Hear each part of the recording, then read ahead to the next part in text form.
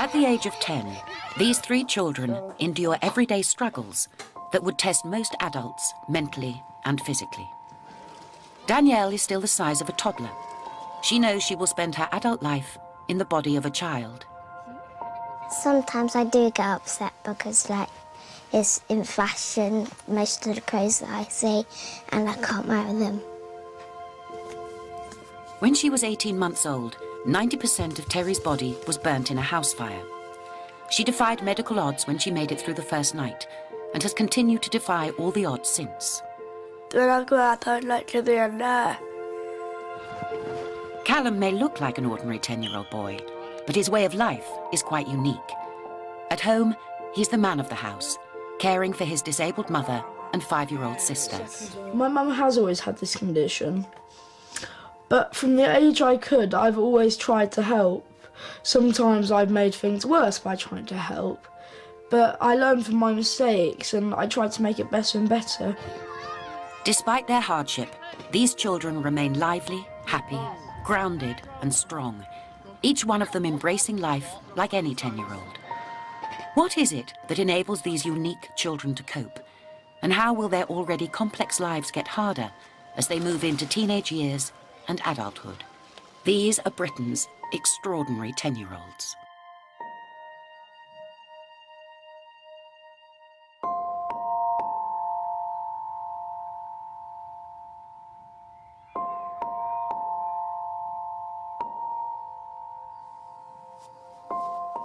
School days, I wake up at 7.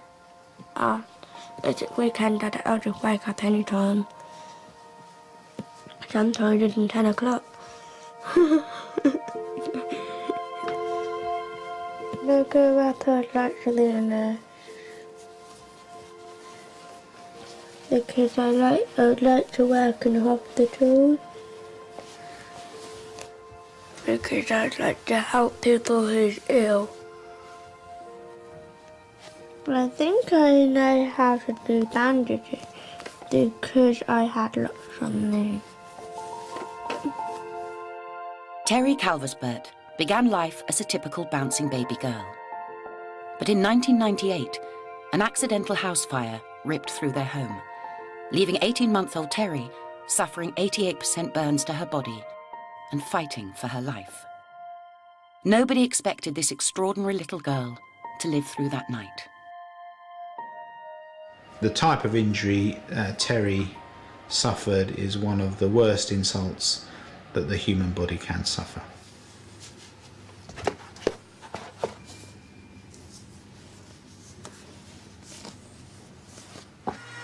On the night of the 20th of November, 1998, the room that Terri was sleeping in went up in flames. The actual accident itself was quite extensive. It was mainly where she was in her bedroom. It was sort of ground floor flat. But obviously by the time somebody realised what was going on, it was too late and you couldn't actually get in there to get her out. The whole flat was gutted. But even the firemen, they didn't realise she was in there. They thought someone was in there, but they couldn't find her. And the only reason how they found her is because she gasped for breath at exactly the right point.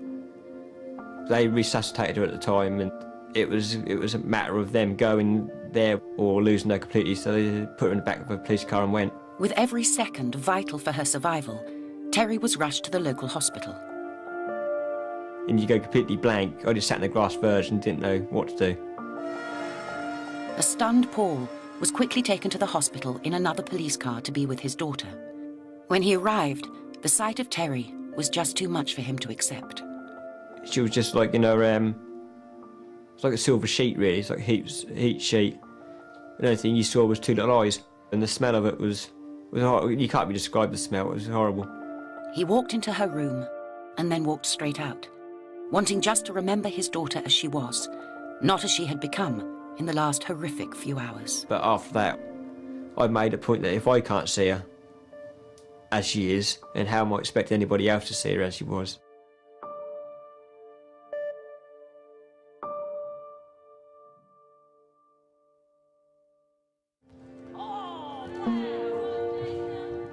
This is Terri Calvesbert at 10 years old. I go to football on a Friday. my day and I learn how to do football and how to play it. Position, good girl. Wait for the ball, wait for the ball. But 8 years ago, when she suffered 90% burns in an accidental house fire, nobody expected her to make it through one night. If she was going to have any chance of survival, she had to be transferred to a specialist burns unit.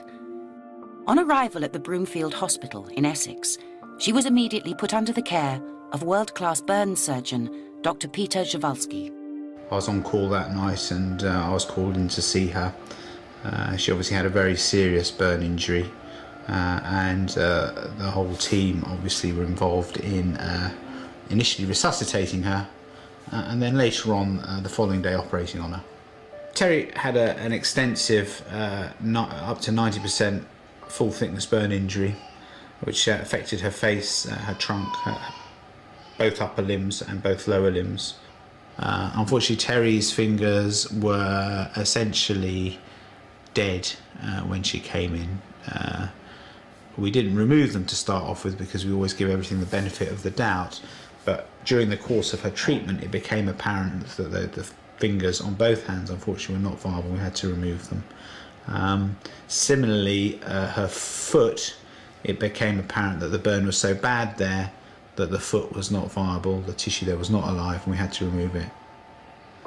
Terri had a very deep burn to the scalp and skull, and at the time of her injury the burn was down through the skull to the outer lining of the brain. He always told you the worst, which we wanted to hear because then we prepare ourselves for the worst. You know, a number of times she's stopped breathing and they had to do something. In theatre they had to do it a few times. So, and we had some very, very big decisions to make as well. And because every time I took her to theatre, she would stop breathing and they had to resuscitate her. And it happened every single time. And it got to the stage where they said, if it happened again, you know, what do you want us to do? You want to let her go, and that'd be it. Because obviously it's not very fair on her. And it took a big, we sat down for days. Well, days, it seemed like days, probably a few hours, trying to figure out what to do. And it came to the decision, if it did do it, then that'd be it. Just let it go. And then she never done it again. You know, the strange thing about it, she never ever done it again. It was 3 months before Terri was off the critical list, and 8 months before she was allowed to leave the hospital. During this time, the whole experience was too much for Terri's mother to handle. She left Paul caring for Terri alone, and Terri hasn't seen her mum for 7 years. In that time, Terri has undergone over 80 operations in an attempt to rebuild her body that was so badly burned away. She had the majority of her full thickness burn wound excised, and that was then resurfaced with temporary or donor skin and later on artificial skin. Despite 8 years of reconstructive surgery, Terri is still left with a catalogue of physical disfigurements and disabilities. She lost all her hair. She'll never ever have hair back because she lost all the growing part and everything. She lost it right down to the skull, so she wears a wig. If I go out, I will wear my wig, but if I don't go out, I won't wear the shit on. But also, because of her ears and because of the fire and all the medicine she had, she lost a bit of hearing. My skin gets all dry. She's got no nose, but we'll know sort of the fleshy part of the nose. She's still got the bone structure, so hopefully they can build on that. And then it's her feet. She's lost one foot completely from the ankle down, so she's got nothing there. This is my shoe that goes to my left leg to help me walk and run. Without it, I can't run very well and walk very well. There's a foot inside my shoe. The other foot is normal, but even then she's got artificial sort of splints on in her foot, and she wears normal shoes, so you wouldn't notice it when she stand up and walk around. Caring for Terri has been a full-time job for Paul since the fire, but to give him a break, 1 weekend a month, Terri stays with Alison and her family. I met Terri originally through my job. I was a nursery nurse with the Community Children's Nursing Team in Ipswich, and I used to go in and do her bath and her skincare and put her to bed twice a week just to give her dad a bit of a break. Terri's a very humbling little girl because you kind of think, you know, I gripe when I cut my finger or stub my toe, and yet you think what Terri's been through and what have I got to whinge about. And when you watch her try so hard to do something, it makes you realise that, you know, you can try to do things and you can get through things. Terri obviously has her disabilities from her burns, and obviously her hands aren't really there, and she looks very different from normal 10-year-old little girls, but once you get past that, she is perfectly normal. I got 13. 13? How many have you got? Not that many, I don't think. She never really comments on the way she looks. I mean, she'll say if she's dressed up like a princess that she looks like a princess. I do think that as she gets older, obviously things are going to be an issue. Obviously boys are going to be an issue, going to nightclubs. And at the moment, Terri mixes with quite a small group. And obviously as she gets older, she's going to go out of that network and she's going to meet an awful lot of people who maybe don't know who Terri is. But her personality is just so strong that I think at the moment she'll cope with it and she will just tell people. Bye, bye. OK, as you know, it's World Book Day today. I don't need to tell you that because we're all dressed up. Despite all her disabilities, Terri attends a mainstream school and has had no problem keeping up with or being accepted by her friends. The other children have been with her since, a lot of them since they very first started school. So they've known her for most of her life, certainly her school life. So Terri's just Terri to them, you know, and they know what she can do, what she can't do. They'll help her, you know, just little things they'll help her do, stick things into her book if she can't do it. They'll put her chair up at the end of the day, and they just do it for her with no question. So they really look after her well and just accept her as she is. I'm going to draw an island there, and we're going to island then. Pirates. Terri was so young at the time of the fire. She's never known a life without disfigurements. She's adapted her life around them and doesn't let them stop her progressing. She's learned to write and draw by holding the pencil between both her hands. I'm going to sand, that's the island, that's the sea. Yeah, because I'm going to do one bait there. All right, OK, that'll probably be enough, I reckon. That's too much there, isn't it? The rest of the sea then, isn't it? Are you going to use felt tips or pencil crayons? They're over on that table over there when you need them then, OK? So I want completely tidy tables, things away, and then I'll see which table's ready to line up. Right, so will anyone get 5? First, I wonder, table points. Terri's independence has changed really since she started school. When she's got into sort of the infant school. Sort of a change overnight, really. 1 minute she went in very shy. She came out and she was full of beans and she was telling me what to do. But that was good because then I knew that she was getting on fine at school and she was normal. Senior school is going to be the biggest. It's going to be the biggest change yet because obviously she's going to go up to a lot bigger school where she hasn't got the closeness of all the children because there's so many children there. It's a big environment. It's a different timetables, different activities, harder activities. Since the fire, Paul's life has been solely devoted to Terri. But in 2005, he met Nikki, who he plans to marry. Nikki now shares Terri's care, and the two have developed a special bond. Nikki is going to be my stepmum. We do lots of girly things when Dad isn't around. You know, it's amazing what she faces on a daily basis. You know, you don't see it. Even I didn't until I moved in. Like what she faces on a daily basis. If she can get over that, she can get over anything.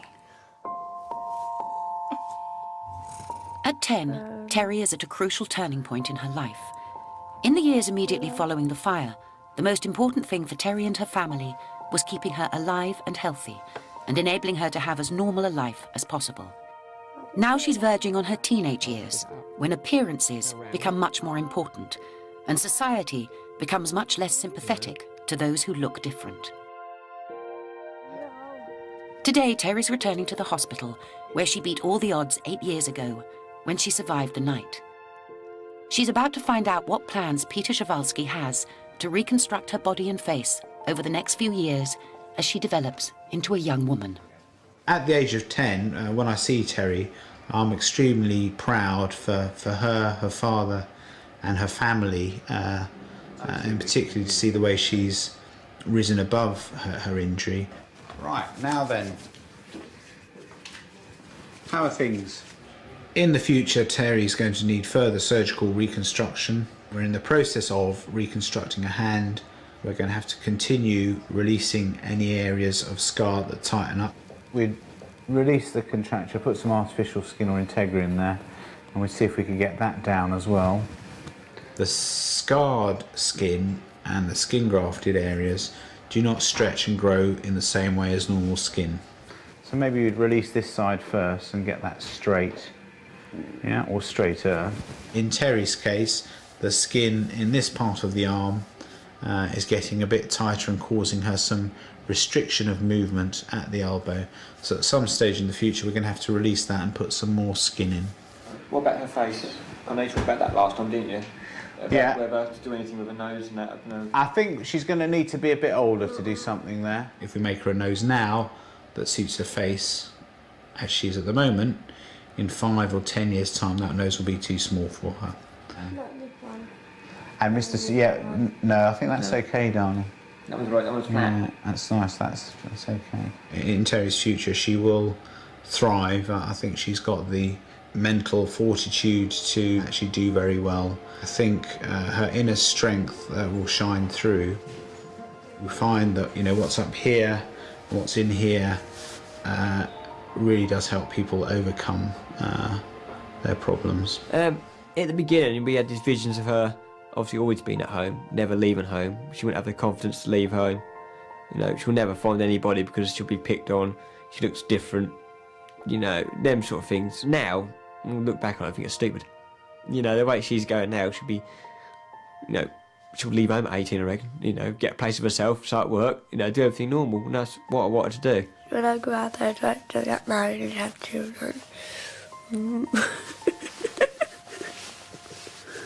It is going to be tough, but we'll get there. You know, it's just simple as that. You have to get there. She can face what she's faced already. She can face anything.